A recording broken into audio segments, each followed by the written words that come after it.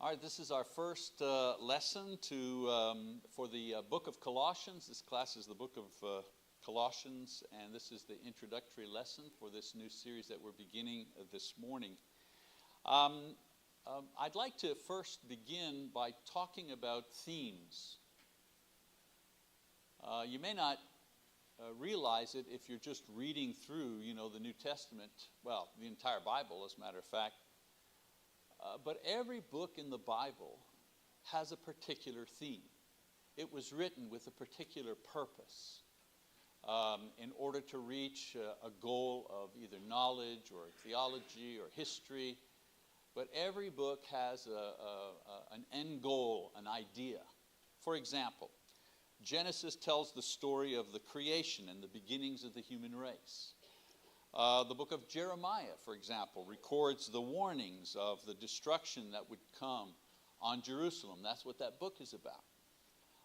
If we go to the New Testament, Matthew shows to the Jews that Jesus is the Messiah according to the Old Testament. The book of John does basically the same thing, but he's addressing a Gentile audience. The book of Acts recounts the story of the establishment of the early church. The epistle to the Romans is the major thesis on the basic doctrines of Christianity. That's what that book is about. Galatians was written as a defense of the Gentiles' right to be free in Christ and part of the church. The book of Ephesians was written as an appeal to the Gentile Christians to accept their Jewish brethren and to strive for unity in the church. Those are just a couple. Thing is, when you know the themes of the books, it's so helpful in your study, and if you're going to teach someone else. Someone has a question about a particular character, or when did this happen, or why, and so on and so forth. If you know the themes of the books, it helps you to kind of zero in to go where in the Bible where that material talks about the thing that you're trying to teach. So we could go on. That's a study in itself. Critical. They're called critical introductions. There are some studies where all they do are critical introductions of each book. They don't actually do the line by line study. They just tell you what the book is about, who wrote it, when it was written, and what the purpose of the book was. That's not what we're going to do here. I was just trying to give you a little taste of that. Well, all this to say that the book of Colossians is no exception. It has a purpose. The book of Colossians was written as a doctrinal statement on the deity and the all-sufficiency of Jesus Christ. If you're talking to somebody and they say, where does it say that Jesus is the Son of God? Where does it say he's divine? I don't see that anywhere. In your mind, you're thinking, wait a minute. The book of Colossians. You want me to show you where the Bible says that Jesus is the Son of God, that he is divine? Okay, let's go to the book of Colossians and let's read that, and you'll see for yourself. Okay, that's the point I'm making here with these few introductory remarks. This is why I say that those who want to, strengthen their faith in Jesus as the divine Son of God, strengthen our faith and our hope in his power to save us, this is the book to read. It's my favorite epistle because it is totally Christ-centered. Okay? So before we begin, a reading and study of this book, because this is going to be a textual study, line by line, all the way through from chapter 1 to the end. Before we start that, I want to take a look at some background material for this book so that you can put this book and what is written in it into proper historical context. Okay? A good way of doing this is by reviewing a timeline of the life and the ministry of Paul, who is the author of this epistle. By reviewing his life, we can see when he wrote this, why it was written, so on and so forth. So let's do that. That'll be the bulk of our class, bulk of our introductory class this morning. So let's start with Paul's ministry, shall we? So from 32 to 34 AD, Paul was born in the city of Tarsus, which is in modern-day Turkey. He was educated in Jerusalem and served as a Pharisee and a special envoy for the rulers in the political and the religious rulers in Jerusalem to hunt down and try to break up this new faith, this Christian faith that had developed.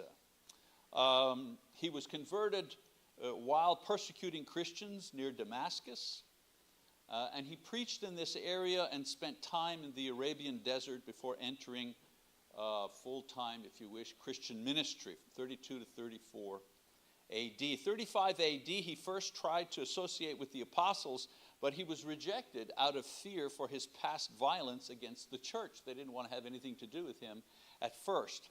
And ultimately, he was introduced and vouched for by Barnabas.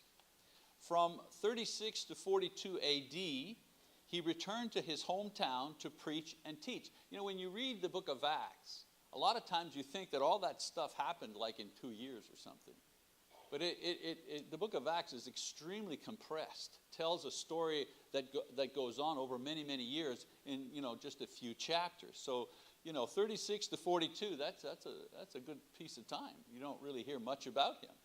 He's in his hometown. He's preaching. He's teaching. From 42 to 44 AD, he is recruited by Barnabas to work in Antioch, which is in modern-day Syria, as a teacher. This church was the first mixed congregation. By being mixed, I mean Jews and Gentiles together in the same congregation. And Paul was well equipped as a Roman citizen and a Jewish teacher, formerly a Pharisee, to work with a mixed group. He was a Roman citizen because the city of Tarsus and that area was conquered by the Romans. And instead of conquering them militarily, they made a deal that they would submit to Rome, and in exchange for that, Rome granted the citizens of that area Roman citizenship.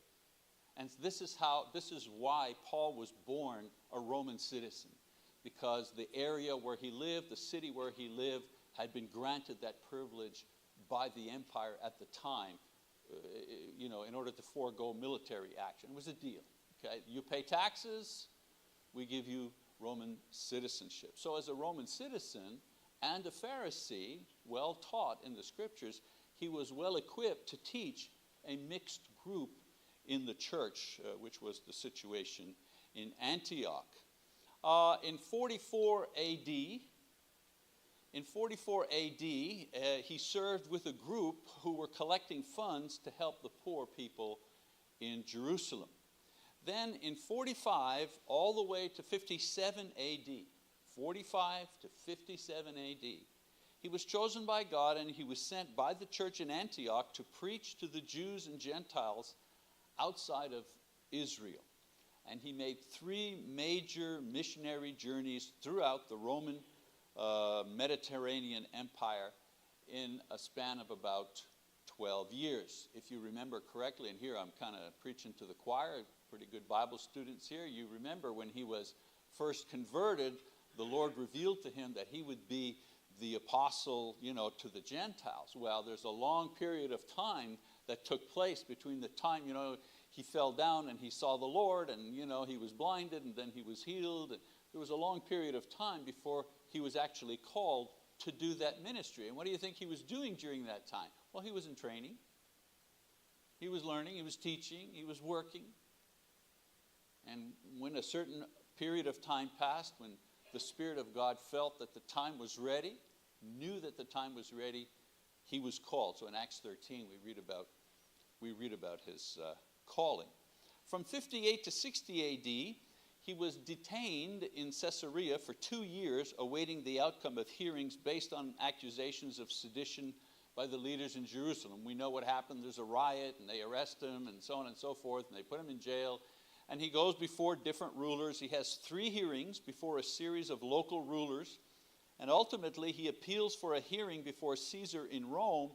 And he does this to avoid further detainment or plots by the Jews to kill him. He knows he's in jail. He's not far from Jerusalem. They're trying to figure out ways to have him killed. The longer he stays in jail, the more difficult it becomes for him to be free, and the more dangerous it becomes. So he appeals to Caesar to be able to be sent to Rome between 58 and 60 AD. 60 and 61 AD has a disastrous trip by sea, which ends up in a shipwreck. But Paul and the crew are saved, eventually ending up in Rome under house arrest. From 61 to 63 AD, ultimately Luke, he's the one that recounts the story in the book of Acts, tells us that Paul was moved to prison in Rome while awaiting his hearing or his trial, if you wish, before Caesar. And during this time, he's defending himself of charges of insurrection and conspiracy. And it's interesting that it was exactly the same charges that they made against Jesus: insurrection, conspiracy, and so on and so forth. While in prison, and while he was in Rome this first time, he was in prison, but it was more like house arrest. He wasn't in a dungeon here. It was like house arrest, because he could receive visitors and fellow workers, and he was able to teach and interact with many of the Jews and individuals in the city. He was even successful in evangelizing many among the servants and the guards in Caesar's household. We read about that in Philippians chapter 4, verse 22. In 63 AD, it seems that after these 2 years, he did plead his case before Caesar, and he won his release. Between 64 and 66 AD, now it gets a little tricky here. In some of his letters, Paul had mentioned previously that his plan was to return to Jerusalem with the special collection of funds that he had, go back to Rome to strengthen the church there, and then push on to Spain in order to open up new frontiers for the gospel, because that's what he was about. He wanted to preach the gospel to new places. He didn't want to go where other people went. He wanted to go where nobody had gone. So he wanted to push on to what we know today as Spain. Now, there's some evidence in the non-biblical writings of the time, in other words, historians of the time, that he may have done this when he was freed from prison the first time. Others, however, say the following: after his arrest in Jerusalem and imprisonment and in Rome for 2 years, his plans changed. In other words, before he went to jail, his goal was to push on to, to be in Jerusalem, push on to Rome, then go to Spain. But then he was arrested. His plans were kind of blown up. Spends time in jail, goes to Rome. So after he's released, he doesn't go to Spain during his brief freedom from prison. But from some references from various epistles, we can see a different plan for this freedom. For example, there's evidence that he spent time in Crete. Titus chapter 1, verse 5. Crete, large island in the Mediterranean Sea. He went to Ephesus, 1 Timothy 1:3. We know that he traveled to Corinth, 2 Timothy 4:20. He stopped at Troas, 2 Timothy 4:13. He went to Miletus, 2 Timothy chapter 4, verse 20. So we could make a case for the fact that he used his brief time of freedom to encourage established churches. So 1 Timothy and Titus are letters that suggest that Paul was free and active, working with these young preachers and others in his work of strengthening established churches. And so some scholars believe that after his first imprisonment in Rome, 64 to 66 AD, Paul became active in strengthening these churches, and it's believed that it was during this time that he wrote the first letter to Timothy and the letter to Titus. Okay, so a great turning point in Paul's life and ministry, as well as the progress of the church, occurred in 64 AD. 64 AD, this is the year that Nero, the emperor, burned down the city of Rome. He was responsible for the great fire. Now Nero, a little background, was a great builder. He liked to build things, liked public projects.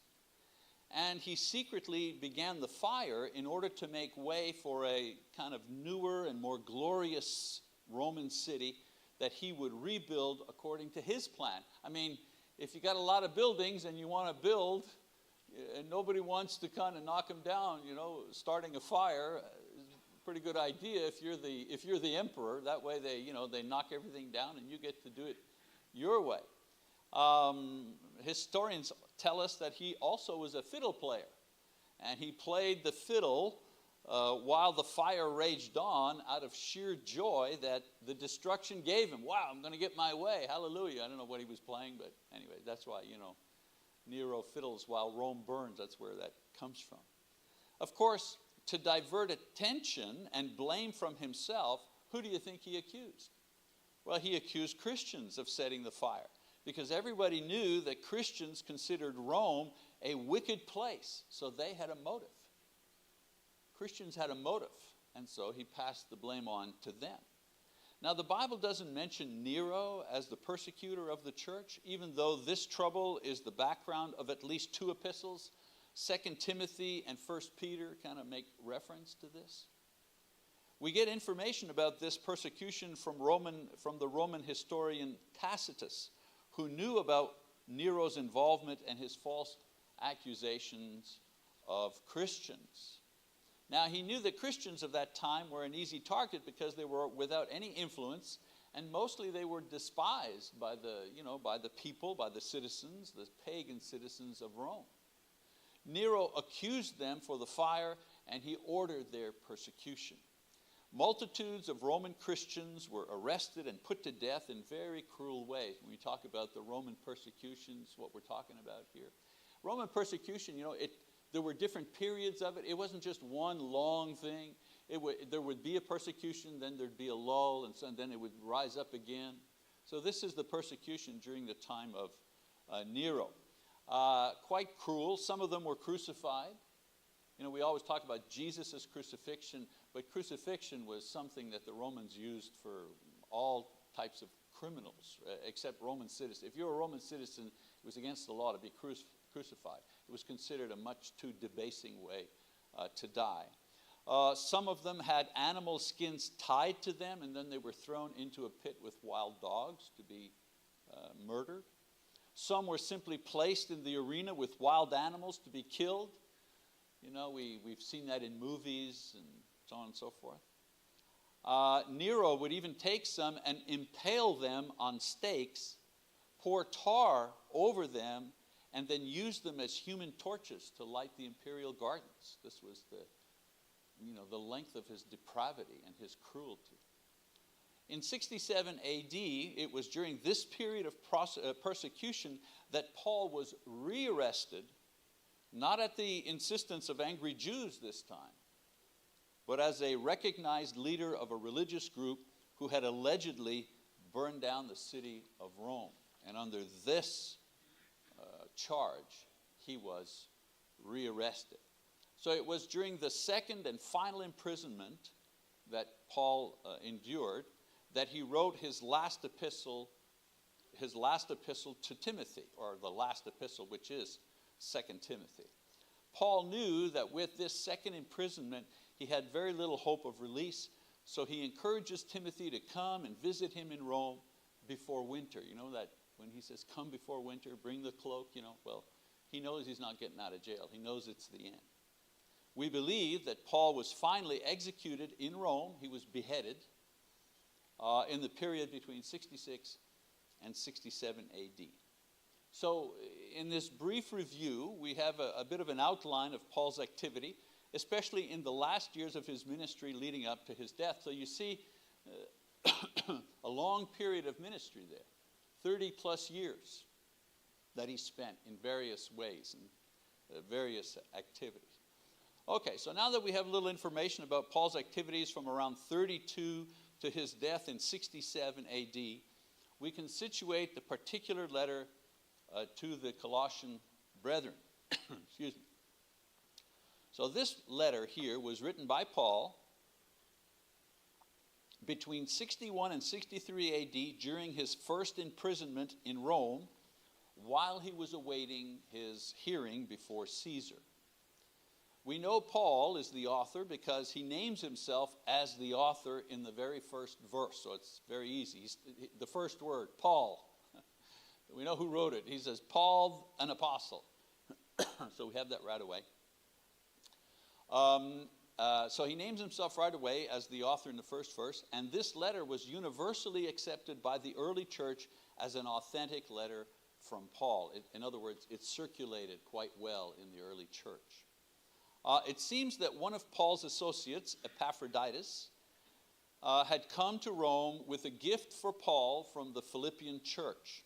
And while he was there, he informed the apostle of a dangerous heresy that was brewing in his home state or in his home congregation. Not Paul, but Epaphroditus' home congregation, which was in Colossae. Okay? In the epistle, you know that one chapter epistle, Philemon?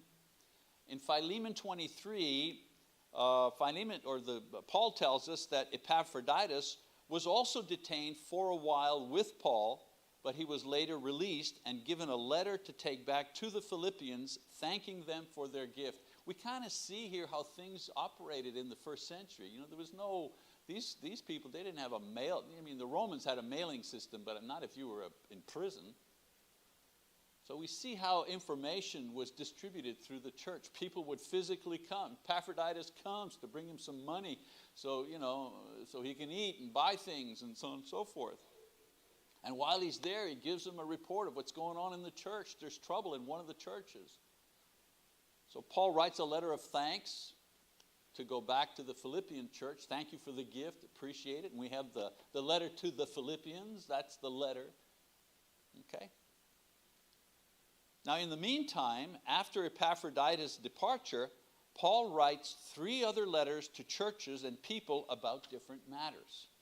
One of them to the Colossians, regarding the false teaching and the heresy that they're dealing with. One to Philemon concerning a runaway slave, Onesimus, whom Paul had converted in prison and was sending back home to his master. And one to the church in Ephesus, who was experiencing problems of unity and fellowship. He's in jail and he's just getting information about the churches, and the only thing he can do is write letters and have people deliver letters to different churches, hopefully dealing with their issues. Isn't it amazing? We have those letters. Word per word, we have exactly the letters that he was sending out. For someone looking from the outside in, must have thought, wow, these poor Christians, man, this movement is as good as dead. I mean, the main leader's in jail. The only thing he can do is write, little letters to different churches.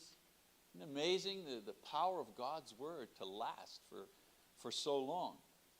And so the letters are sent by hand of 2 other helpers, these 3 letters. One of them is Tychicus, and of course, Onesimus, the slave, who's being released. We read about that in Ephesians 6 and Colossians 4. So it seems that Philemon was a member of the church at Colossae, and Tychicus was there also, and this is where the converted slave Onesimus returned to as well, for they were mentioned in Colossians 4. So all these people, right, Tychicus, Onesimus, these people, Philemon, all these people, they're Colossians. They're in this church, they're Colossians. So Tychicus is mentioned as the messenger that brings Paul's letter to the Ephesians as well. And so while in prison, let me just summarize here. While in prison in Rome between 61 and 63, Paul wrote several epistles, one of which was addressed to the brethren in Colossae, and it was delivered to them by Tychicus. All right, so let's have a little background now about Colossae. Again, modern-day central Turkey. In 500 BC, Colossae had been a city of importance, especially as a trade center. But by New Testament times, it had lost its strategic importance to Ephesus, which was 100 miles to the west and closer to the sea and shipping traffic. See Ephesus there just above, the name just above, just along the coast. By Paul's time, it had lost its prestige and was extremely decadent, the city of Colossae. The language of Paul's letter suggests that he had not been there personally. Interesting. He's writing to a church that he himself had not established. The church had been established by Epaphroditus, who was from that region. Now, there was a period when Paul spent a long time in Ephesus. If we read the book of Acts, Acts chapter 19, we find out that he spends a good long time in Ephesus. And from Ephesus, he sends Timothy and Epaphroditus to evangelize the surrounding area. And we believe it's during this evangelization, effort for this area, that Colossae may have been established during that outreach period. Now, an interesting footnote about Colossae was that it was in the region of Phrygia, okay? In the region of Phrygia. And Luke records that on the day of Pentecost, there were Phrygians who were present listening to Peter's sermon, who were converted in Acts chapter 2, actually Acts chapter 2, verse 10. So some of these Phrygians who heard the gospel message, at Pentecost, may have been converted at that time and brought the faith back with them to their home region of Colossae. And then, when an evangelistic effort was mounted by Paul as he sends out Timothy and Epaphroditus, that particular church, some people already were, had heard the gospel, were ready, and the church was planted in that place. What's interesting is we do it the same way, don't we? We do the same thing. We send out Bibles, like the Eastern European missions. We send Bibles out to places we can't get to very easily. And people read the Bible, and the seed, the seed goes into their heart. Bible Talk, what do you think we do? All those thousands of people that go there to watch videos and download stuff, they're from all over the world. They're from places where there is no Church of Christ. And then somewhere along the way, some church says, you know what, we're going to mount an evangelism campaign. We're going to send some actual people to this area. And all of a sudden they discover, whoa, there are people here who've read the Bible, who know the gospel, who know the Lord. They need more teaching. They need to be baptized. It's exactly the way we do it today. A friend of mine, his name was Kolesnikov. Ivan Kolesnikov. He was a preacher, a Russian preacher from Russia in Montreal back in the 70s and 80s during the time of the Cold War. Could not get into Russia. And he preached for like 25 years on the radio, actually shortwave radio. He would tape his messages and mail his tapes to a station somewhere in the north, and they would put it on. They would broadcast it via shortwave. I don't know if young people know what shortwave is, Anyways, shortwave to Russia. For 20 to 25 years, he did this. Finally, after the curtain fell and there was more peace between the West and Russia opened up, you could actually travel there. Brother Kolesnikov, now almost in his 80s, traveled to Russia. And lo and behold, he finds these house churches everywhere that had been planted by him on the radio that he wasn't aware of. They knew who he was. They had listened to him for years. I remember him coming back to Montreal and how joyful he was. So all this to say, we do it kind of the same way nowadays. We just have different tools. We have different methods to do it, but it's always the same way. Okay, so a little bit of background now. About Colossae and why this letter was written. The heresy that occasioned the writing of this letter was a mixture of ideas from Greek philosophy, ancient Oriental religions, and Jewish traditions. You took these three elements and they mashed them up. It was being presented as a higher thought cult, and it was promoted as a kind of a new philosophy for Christianity. Some of its features included a call to worship angels as intermediaries between God and man. Does that sound familiar to you? Do we have religions today that ask us to pray to angels, saints, other, famous, apostles, Mary, Jesus' mother, This was the idea. There were other intermediaries to whom we could address our prayers. This was one of the features of this new philosophy that was coming up. Also, it insisted on the observation of Jewish customs and laws to the point of asceticism. So every religion needs a kind of a box, right? So they took these ideas and they put them in the Jew box, the Jewish box, the Jewish religion box, because it had traditions and it had, sacrificial systems, circumcision, don't eat pork, whatever, food laws. So they took this new idea and they put it in the Jewish tradition box. and it also assumed that its teaching was a superior form of doctrine than what was presently or had been previously taught by the apostles and their disciples. The idea was, Paul's teaching, Peter, come on, that's old stuff, that's 20 years old. You get with it, we got something new, we have something better. So in response to these false teachings, Paul writes the letter to the Colossians, not as a way to debate them, but simply presenting the person of Jesus Christ. I mean, Colossians, when you look at Colossians, I mean, what's it got? 4 chapters. 4 chapters. And in 4 chapters, Paul makes a response to this, vast, new teaching that's coming out.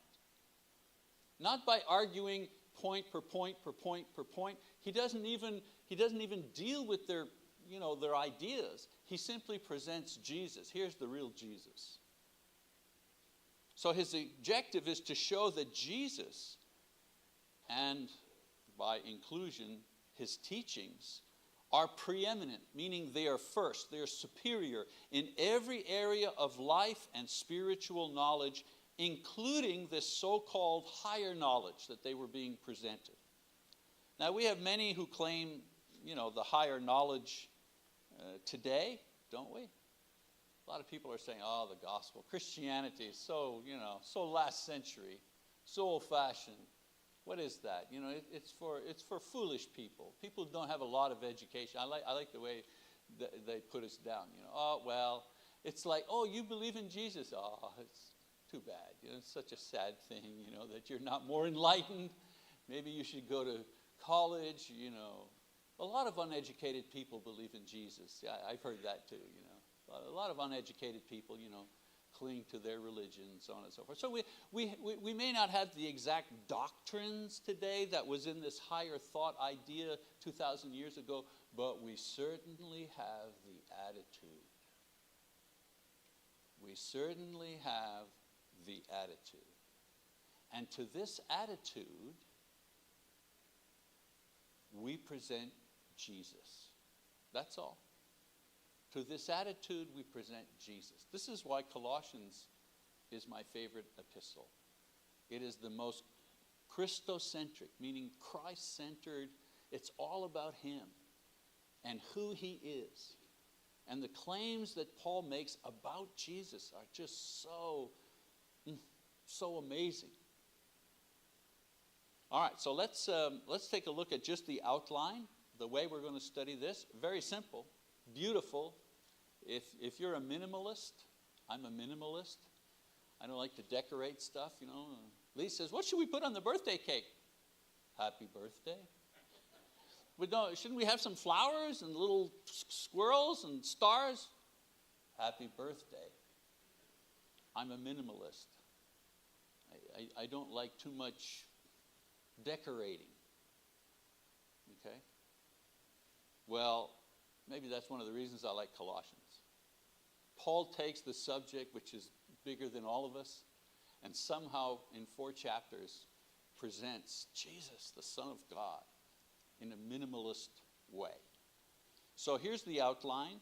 The salutation, chapter 1, verses 1 and 2, and here's the body. Christ, preeminent in personal relationships, chapters 1, 3 to 29. Christ, preeminent in doctrine, chapter 2, 1 to 3, 4. Christ, preeminent in ethics, chapter 3, 5 to 4, 1.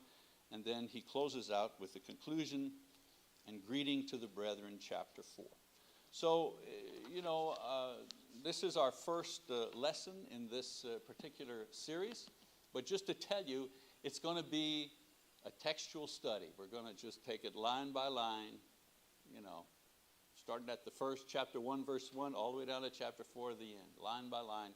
This is the type of study that it's going to be. All right, so there's our starting lesson, and we'll see you next time for lesson 2. Thank you.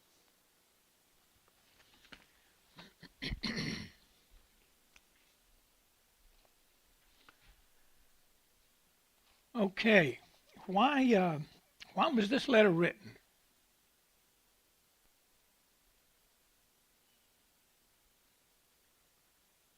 that there was false teaching in the church and not the way it was supposed to be. All found out about that, and you have to help them, people over there in Colossae to get straightened out, Okay, yeah. that's true. What was Paul trying to prove? I mean, what was his main objective here? Jesus is the Son of God. Jesus Okay. is sufficient. Okay, He's sufficient. so Jesus is deity and all-sufficient. Okay, so what is meant by deity? He talks about the deity of Christ, Colossians 2:7, I think that he's the embodiment of God, basically, so it's saying. Uh-huh. So what does deity mean? He is God. He's part of God. He's Yeah. part of the Godhead. Yeah. Mm-hmm. Yeah, he's the fullness of the Godhead, okay? And what about all sufficiency? Don't need anything else besides Jesus. Okay, so he provides everything we need. It's kind of same thing you said in Ephesians. I think it's 2. Then God provides everything that we need, both physically and spiritually, really. Okay, so what made Paul the perfect apostle to transition the church from mainly being Jewish to a worldwide body, worldwide church? What was Paul before he became a Christian? Jew. He was a Pharisee, Pharisee. and that was He a was well a Jew, he was learned, a Pharisee, and but he also, growing up, like Brother Mike was saying, grew up in the Gentile world in a way, where the area was, they could be granted citizenship in the Roman Empire, so he had yeah, he's from Tarsus. So, relations yeah. from both sides of things. okay, Roman citizen, right? Yeah. He was, but he was a Jew. Yes. He was a Jew, a Pharisee. In fact, he says of himself, he was a Pharisee of Pharisees. Ooh. He could have been. Jewish Rome. He was very, very well educated. He could have been in that what that high position was eventually, if he hadn't Yeah, yeah, yeah. changed.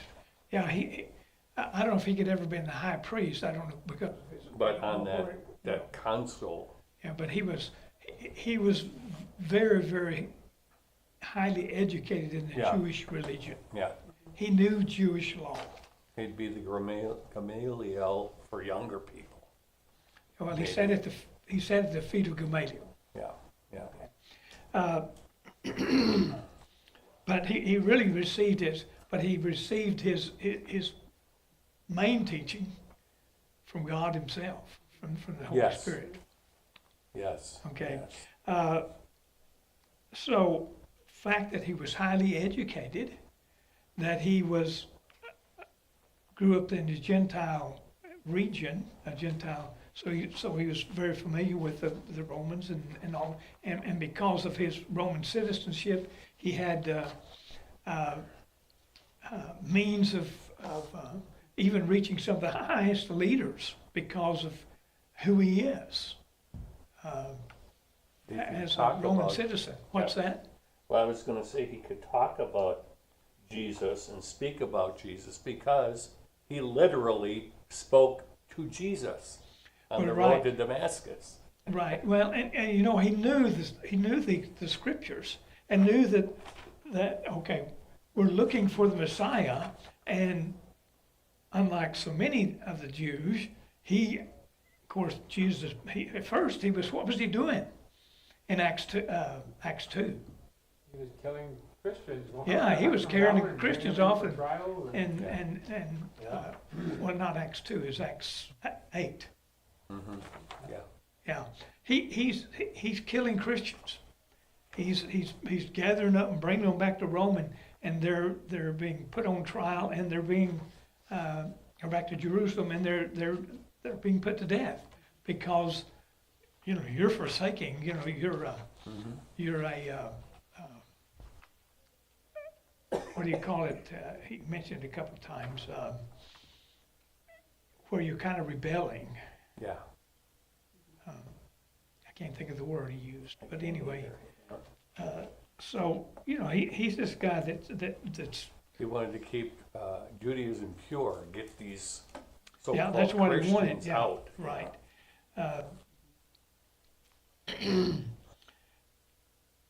So it enabled him to speak directly to who Jesus was as the long-awaited Messiah. And you able to use his Roman citizenship to overcome a number of obstacles in spreading the gospel, even to the highest levels of the empire. And his pastor, remember he was described as a fanatic. Yeah. I mean, a proof of it is, you know, he was traveling in the heat of the day. Yeah. That's when he was met with Jesus. Yeah. He's traveling in the high heat, where normally people would be, you know, it's hot, we're going to rest that time of day, and then when it cools down a little bit, we'll get back out and get to our work. Well, he's hustling, you know, to get more Christians and bring them back to Rome and back to Jerusalem and have them persecuted. And so, you know, he had that exuberance. He was, I mean, he was compassionate about everything that he did. Okay, how much time we got here? Answer the following questions about Paul's letter to the Colossians. When was it written? Paul was in jail. 67 60, AD? 61 to 63 AD, 60 or 930 or something. early 60s, yeah. Early 60s? What indicates Paul to be the author? Starts out as his name, Paul. Yeah, he said, He started as Paul, an apostle. the address is, this is for me. Yeah. Yeah. And by the way, it was accepted by the Christians as to be authentic. It was widely, you know, I mean, the Christians accepted being, this is a letter from Paul, this is from God. And so they accepted it as inspirational work. So what was the key reason for Paul to write to the Colossians? That goes to what Jim was saying earlier. Yeah. It was Paul's teaching going on, and so he Yeah. said, this is not how you're supposed to be doing this. You Yeah, guys are the getting off track the with false teachers. hierarchy stuff. And what were they teaching?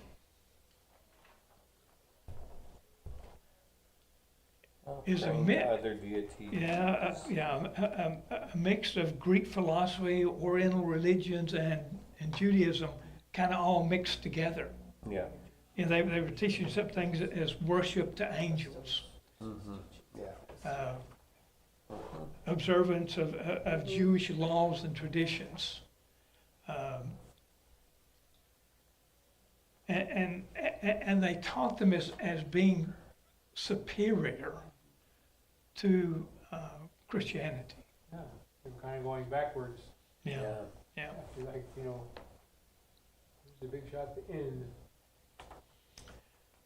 So how does Paul counter this false teaching?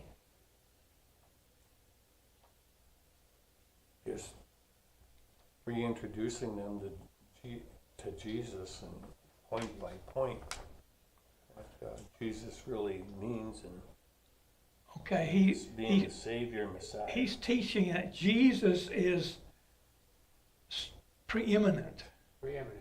You don't and his need anything teaching else. is preeminent to everything else. It's superior to everything else. It's kind of like, in a sense, it's a little bit like Hebrews, isn't it? Yeah. Yeah. Because that's what he was addressing the Jewish Christians who were thinking about going back to Judaism, and so he presents Jesus as superior in all of these, you know, to the high priest, to the angels, to everything. So he kind of does the same thing here in Colossians as he did in Hebrews. How can you use this lesson to grow spiritually and help others come into a relationship with Jesus?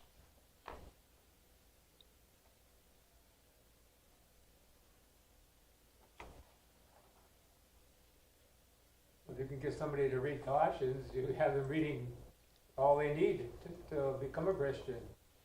It's all right there for them, you know, and it's They something have that's so easy. It takes certainly away have all- the foundation there, don't they? Yeah, That, it's a foundation. you know, It's- Jesus is the Messiah, and in various, you know, he talks about in relationships and things Most like people we that. talk with are people who are like they were back then. They're looking to angels, they're looking to, you know, miraculous things can happen in your life by praying to a statue or whatever. And, Mhm.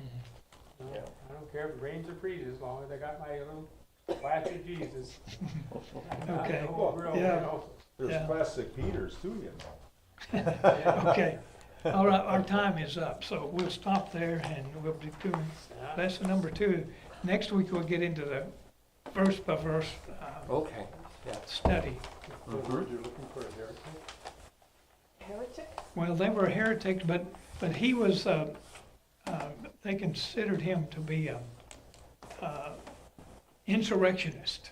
Yeah. Stirring people up. Insurrectionist? Yeah, insurrection, you're opposing them, Yep, yep, yeah.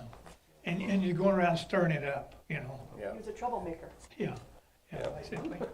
Okay, Troublemaker. That's right. Right? Trouble. He was a troublemaker.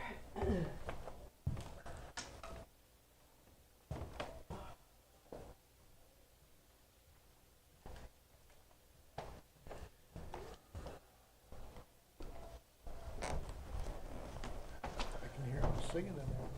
what's that? I can hear him singing. Good morning, Mark. How are you? Fine, how are you? Good. Good. Good. Little chilly. In this your hand? morning. Yeah, it is a little chilly. It's, It's kind of funny, instead of there's not this being out, new instead of it popping open, meteorologist. like, I Channel can't 6 close them all the way.